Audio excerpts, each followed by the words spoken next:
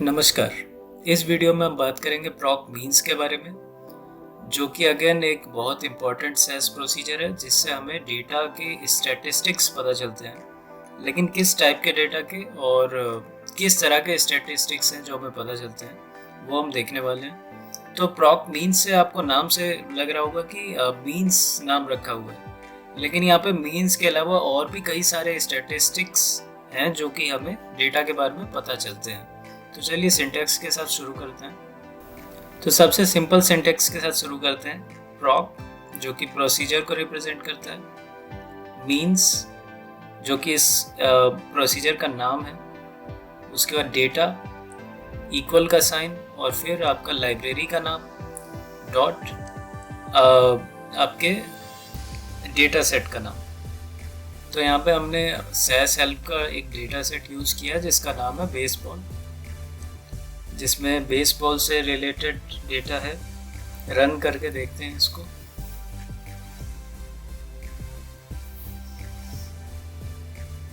तो यहाँ पर आप देखेंगे कि यहाँ पर ये सारे डिटेल्स आए हुए हैं। अगर इसके हेडिंग को आप देखें तो variable, label, N, mean, standard deviation, minimum और मैक्सिमम। यहाँ पर लेबल इस वेरिएबल के बारे में डिटेल डेफिनेशन देता है। ठीक है, तो कई बार आपको डेटा में ये लेबल्स मिलेंगे और ज़्यादातर नहीं भी मिलेंगे। ठीक है, तो क्योंकि ये सेस ने दिया है तो उन्होंने ये हमें प्रोवाइड कराया है, जिससे कि फॉर एग्जांपल CR रन्स। ठीक है, तो इससे जो बेसबॉल के बारे में डिटेल में जानते हैं, पहले तो आपको किसी भी डेटा एनालिसिस में डेटा को जानना ज़रूरी है।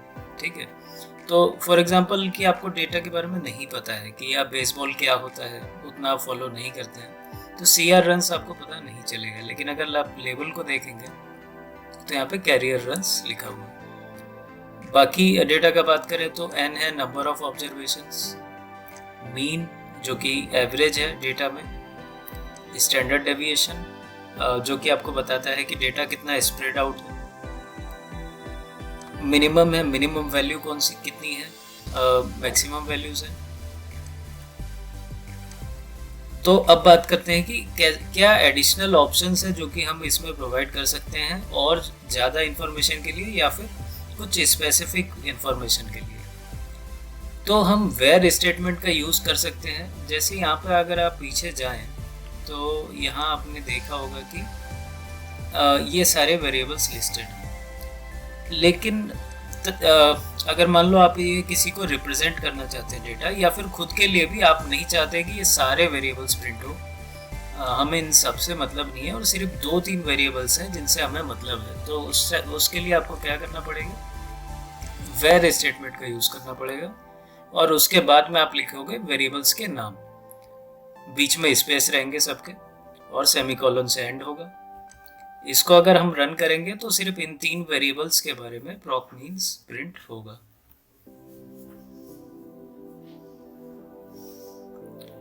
तो यहाँ पे अगर आप देखें तो सिर्फ ये n@bat, n_hits, n_home, इनके बारे में ये सारे स्टैटिस्टिक्स प्रिंट हुए हैं।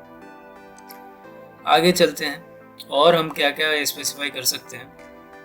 तो अगर आपने यहाँ ध्यान दिया हो, यहाँ पे वेरिएबल्स का ऑर्डर इम्पोर्टेंट नहीं है, आप कहीं से भी उठा के रख सकते हैं। उसके बाद नेक्स्ट लेवल आता है, मान लो क्या आपको सारा, अगर मान लो कि 50 वेरिएबल्स हैं, ठीक है, 50 वेरिएबल्स हैं आपके पास, तो क्या आप सबको ऐसे लिस्ट डाउन करने जाएंगे, जो कि बहुत ही मैनुअल वर्क है और अननेसेसरी एफर्ट है। तो उसके लिए शॉर्टकट है।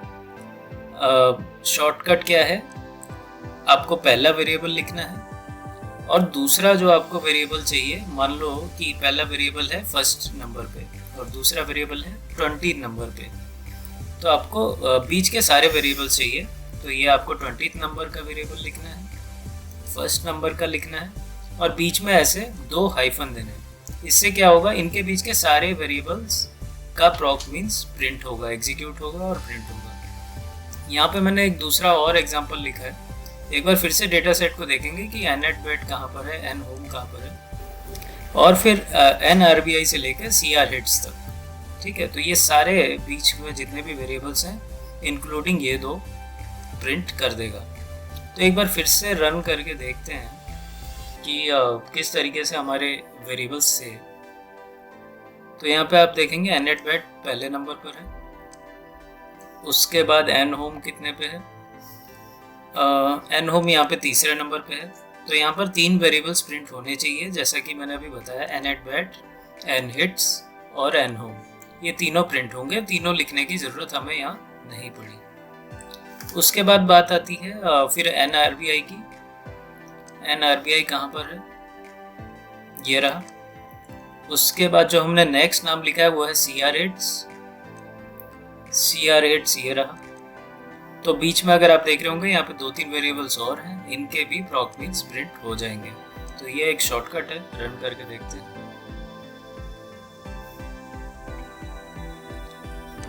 तो ये हमने देखा कि nAtBat से शुरू किया, बीच में nhits भी आया और फिर nHome भी, और nRBI से लेके CR8 के बीच वाले भी वेरिएबल्स आए। तो इस तरीके से आप जितना चाहे उतना रख सकते हैं। यहाँ पर एक को भी रख सकते थे अगर आपको ये नहीं चाहिए, ठीक है, और ये भी रन होगा। तो इससे इस तरीके से आप जितना चाहे उतना रख सकते हैं, ये भी रन हो जाएगा, ठीक है। आपको ऐसे 2 ग्रुप बनाने, 3 ग्रुप बनाने, वो सारा रन हो जाएगा, ठीक है। अभी इसी में तीसरे लेवल पे चलते हैं। यहाँ पे आपने देखा होगा कि बीच में 2 हाइफन दिए हुए हैं। अगर हम एक हाइफन दें तो क्या होगा, क्या ये समझता है, इसका कुछ यूज़ है या नहीं। ट्राई करते हैं एक बार इसको रन करके।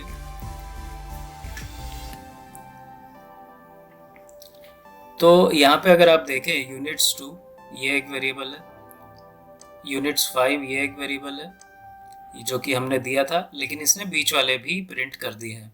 तो हम एक ही हाइफन क्यों नहीं यूज़ करते हैं। अगर ये वर्क कर रहा है तो क्या हम यहाँ भी एक हाइफन यूज़ कर सकते थे। अगर आपको ये डेटा देखना है अप्लायंस का, तो डेटा देखने के कई सारे तरीके हैं। एक तो ये है कि आप ये लेफ्ट साइड में जो लाइब्रेरी की लिस्ट है यहाँ से ओपन कर सकते हैं। अप्लायंस डबल क्लिक करके इसको यहाँ पे ओपन कर सकते हैं। अगर आपका डेटा छोटा है तो ये रिकमेंडेड है, आप कर सकते हैं। अगर आपका डेटा बहुत लार्ज है जो कि काफ़ी टाइम लेगा ओपन करने में, या फिर मेमोरी इशू हो सकता है, तो उसके लिए आप proc print स्टेटमेंट को यूज़ कर सकते हैं। और अगर सिर्फ आपको वेरिएबल्स के नेम देखने हैं तो proc contents भी यूज़ कर सकते हैं। तो यहाँ पे अगर आप देखें तो वेरिएबल्स हैं यूनिट्स 1, यूनिट्स 2, यूनिट्स 3, ऐसे करके वेरिएबल्स हैं कई सारे, ठीक है। तो ये था हमारा डेटा सेट। यहाँ पे हमने यूनिट्स 2 हाइफन यूनिट्स 5 लिखा और इसने बीच वाले भी सारे वेरिएबल्स के proc means दे दिए। लेकिन क्या अगर हम यहाँ पर यूज़ करेंगे तो ये वर्क करेगा। ट्राई करते हैं, फिर बताता हूँ मैं आपको ये वर्क क्यों नहीं करेगा। तो यहाँ पे आप एरर देख रहे होंगे, NAtBat does not have a numeric suffix. तो न्यूमेरिक सफिक्स लिखा है, तो इससे थोड़ा बहुत कंफ्यूजन हो सकता है इस स्टेटमेंट से कि न्यूमेरिक सफिक्स क्या है। यहाँ पर क्या हमें यहाँ पे कोई नंबर डालना है सफिक्स में, यहाँ पे फॉर एग्जांपल 5, 3। तो बेसिकली ये कह ये रहा है कि इसको एंड में सफिक्स चाहिए कोई नंबर वाला, ठीक है। तो मैं आपको बता देता हूँ ये किस तरीके के डेटा सेट पे काम करेगा। अगर फॉर एग्जांपल आपके पास ये डेटा सेट है A2, A3, B, something like that. तो अगर इस तरीके का डेटा सेट है तो फिर आप सिंगल हाइफन से यूज़ कर सकते हैं। सेस अपने आप समझ जाएगा कि आप यहाँ पे क्या करना चाह रहे हैं, ठीक है। तो अगर इस तरीके का डेटा है तो आप एक हाइफन को भी यूज़ कर सकते हैं। फिलहाल यहाँ पे मैं 2 हाइफन रख देता हूँ क्योंकि ये 2 हाइफन से ही यहाँ पे एग्जीक्यूट होगा। तो ये अगर सिंगल वाले का एक एग्जांपल्स और ले लेते हैं समझने के लिए। यहाँ पे एक एग्जांपल ले लेते हैं, proc means। यहाँ पे हमने एक डेटा सेट बनाया हुआ है, एक बार पहले इसको रन कर लेते हैं।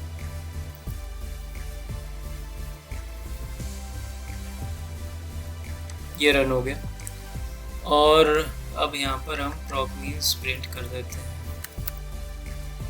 तो हमको क्या चाहिए, कुछ भी बीच में से अगर हम ले लें, फॉर एग्जांपल अगर हम ले लें यहाँ पर C1 और A2, यहाँ पे हमें लिखना पड़ेगा वेयर, बीच में दिया एक हाइफन।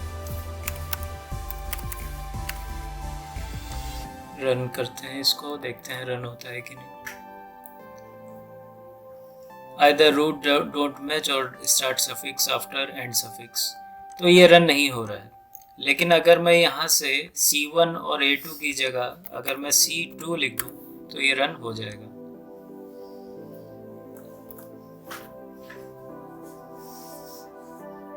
ठीक है, तो जैसा आपने देखा कि ये सिमिलर टाइप का वो होना चाहिए, डेटा का वेरिएबल का नेम होना चाहिए, तभी ये रन होगा।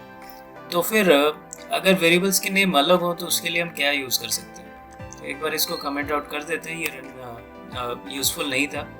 तो इस तरीके की चीज़ के लिए हम यूज़ कर सकते हैं कॉलन। ठीक है, बीच में एक कॉलन लगाएंगे तो ये एग्जीक्यूट हो जाएगा। एक बार ये आपको एग्जांपल रन करके दिखाता हूँ। यहाँ पे अगर आप देखेंगे तो A1, A2, A3, B, तो यही डेटा सेट था, सेम डेटा सेट था। यहाँ पर ये सारे एग्जीक्यूट हो गए। और यहाँ पर एक और चीज़ ध्यान दीजिएगा कि A2, A3 बाद में है ना, तो भी यहाँ पर ये प्रिंट हुए हैं बीच में A2, A3। तो इस तरीके से डेटा सेट बहुत अच्छे से इसको समझता है। और यहाँ पे आपको 3 ऑप्शन मिल गए हैं। ज़रूरत के हिसाब से इसको यूज़ करना है। ऐसा नहीं है कि शॉर्टकट है तो कभी भी आपको सिंपल प्रॉक मीन्स का ज़रूरत नहीं पड़ेगा। कोई भी रैंडम डेटा है, कोई नया डेटा है आप चेक कर रहे हैं तो सिंपल डेटा से सिंपल स्टेटमेंट यूज़ करके उसको चेक कर सकते हैं। और अगर डेटा सेट के बारे में आपको पता है और आपको कुछ स्पेसिफिक वेरिएबल्स चाहिए तो इन दोनों शॉर्टकट्स में से कोई एक यूज़ कर सकते हैं। इन तीनों शॉर्टकट में से डबल हाइफन, सिंगल हाइफन और उसके बाद लास्ट में कोलोन। ठीक है, तो इस तरीके से एक रेंज के ऊपर आप प्रॉक मीन्स निकाल सकते हैं। नेक्स्ट स्टेप पे चलते हैं कि यहाँ पे और कौन कौन से ऑप्शंस मिलते हैं। अभी तक आपने देखा कि जब सिंपल हम प्रॉक मीन्स यूज़ कर रहे हैं तो हमें मिल रहा है वेरिएबल का नाम, N, mean, standard deviation, minimum, maximum.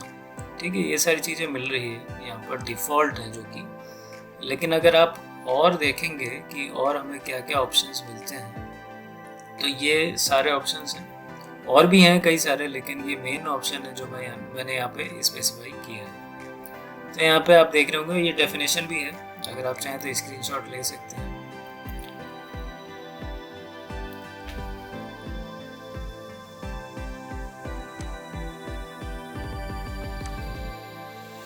ठीक है, तो एक सेकेंड,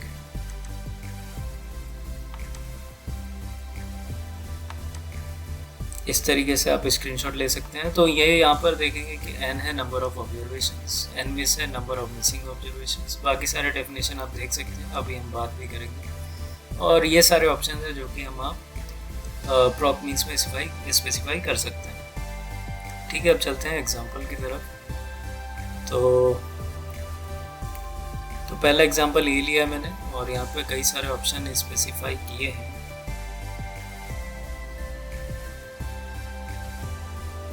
n आपको बता दिया है पहले, number of observations, number of missing values, minimum, P1 is percentile 1, P5 fifth percentile, P10, P25, Q1 is first quantile, mean basically average, P50 is same as mean, median, P75 third quantile, P90, P95, P99, max value, standard deviation. ठीक है, data value जो सबसे ज़्यादा किसी भी उसमें होगा, variable में होगा, वो मोड है।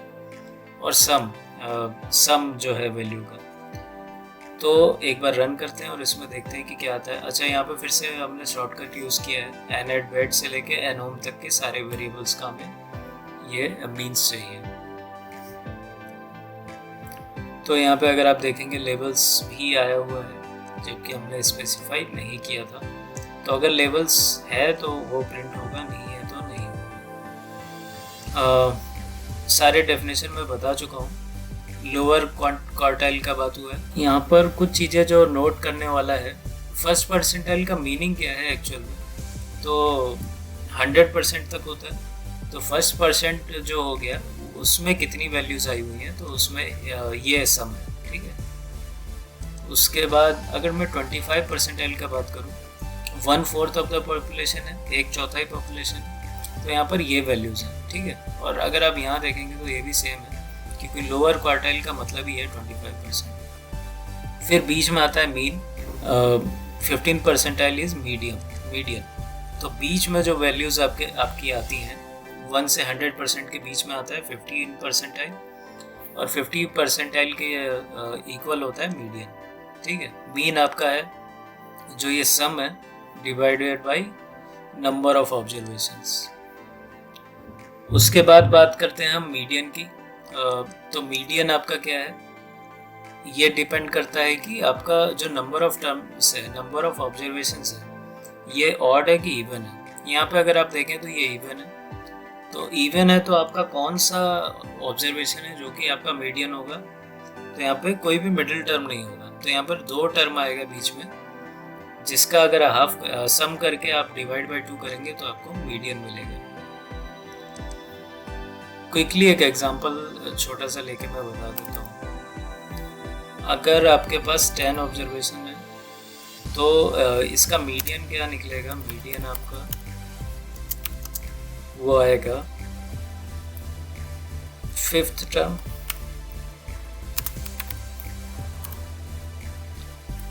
Plus 6th term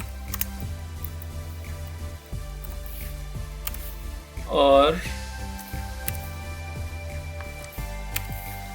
divide by 2, ठीक है। तो ये जो वैल्यू आएगी ये मीडियन होगी आपकी। और अगर ऑड है नंबर, अगर आपका नंबर 9 है तो आपका मीडियन जो आएगा वो आएगा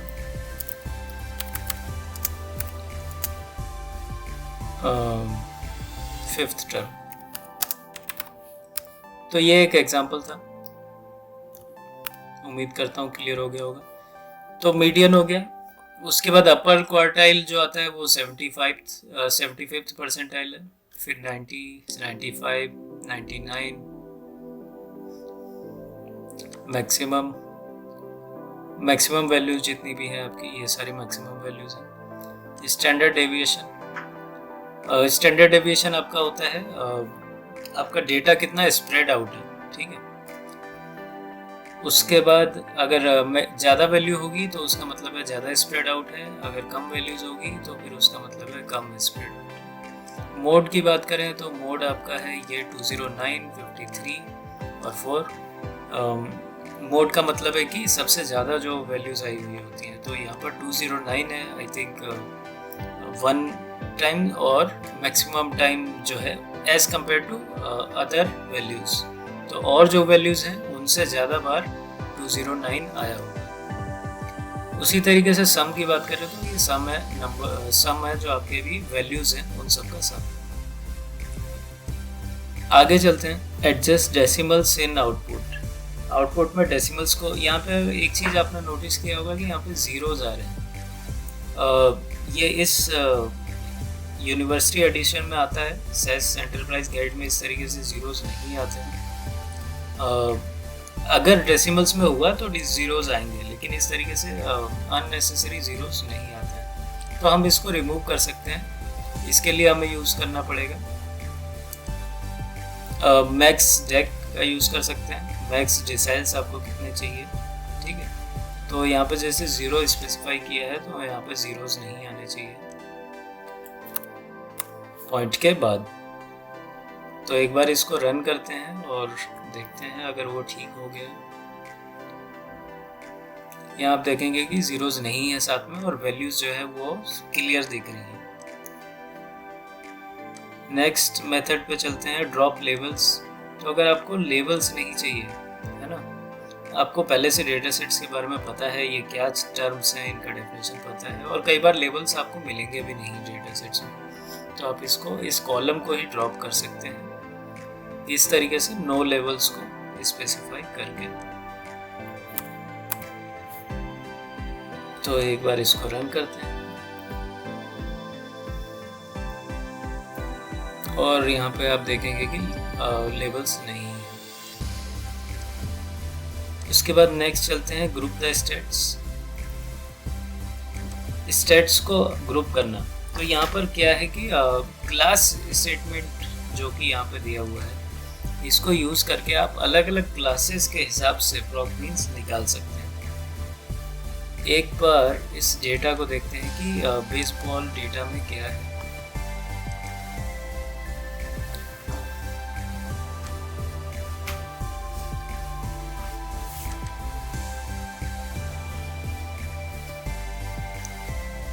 तो यहाँ पे आप बेसबॉल डेटा को देख रहे हैं। यहाँ पे मेनली जो ये क्लास यूज़ किया जाता है ये किसी कैटेगोरिकल कॉलम के लिए यूज़ किया जाता है। तो यहाँ पे नेम हो सकता है, लेकिन नेम एक जाहिर सी बात है यूनिक होगा, बहुत चांस है। तो टीम है जो कि यूज़ हो सकता है। क्या और कोई कॉलम है यहाँ पर?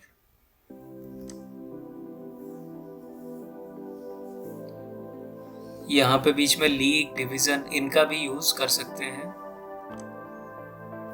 ग्रुपिंग के लिए और प्रॉक मीन्स निकालने के लिए। तो यहाँ पर मैंने जो यूज़ किया है वो लीग है।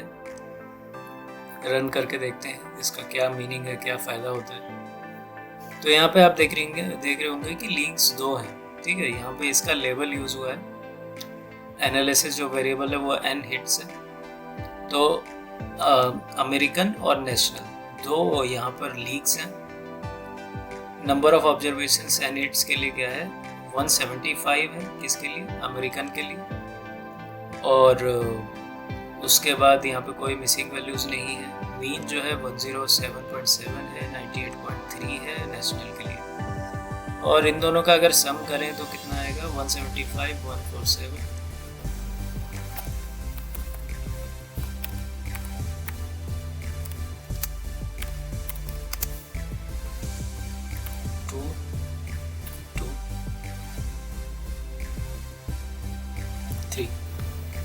तो यहाँ पर 322 है जो कि टोटल नंबर ऑफ ऑब्जर्वेशंस था।